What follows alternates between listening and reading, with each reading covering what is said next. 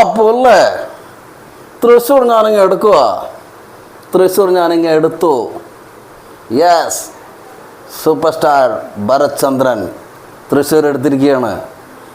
Yes guys, 5 വർഷത്തെ പരിശ്രമത്തിന് ശേഷം നരേന്ദ്രമോദിയുടെ പ്രിയപുത്രൻ നമ്മുടെ സുരേഷ് ഗോപി ചേട്ടൻ തൃശ്ശൂർ എടുത്തു.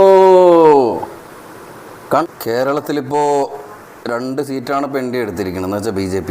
ആദ്യമായിട്ടാണ് ഇതിങ്ങനെ. തൃശ്ശൂർ ഒന്ന് തിരുവനന്തപുരത്ത്. എന്തായാലും സുരേഷ് ഗോപിയുടെ വിജയം ഉറപ്പായിരിക്കുകയാണ്. പിന്നെ തിരുവനന്തപുരത്തും വിജയം ഉറപ്പാണെന്ന് തോന്നുന്നു. അപ്പോൾ 2 സീറ്റ്, അങ്ങനെ ചരിത്രത്തിൽ ആദ്യമായി 2 സീറ്റ് എടുത്തിരിക്കുകയാണ്. കൺഗ്രാജുലേഷൻസ്.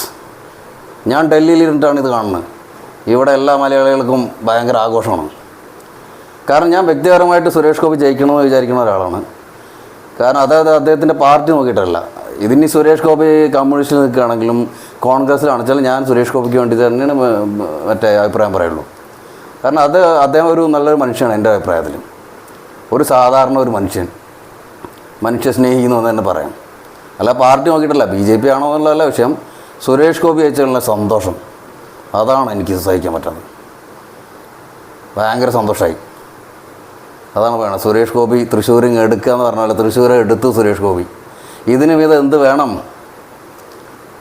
ഇനി ഒരു 5 കൊല്ലം കേരളത്തിന് ഒരു കേന്ദ്രമന്ത്രി കിട്ടും.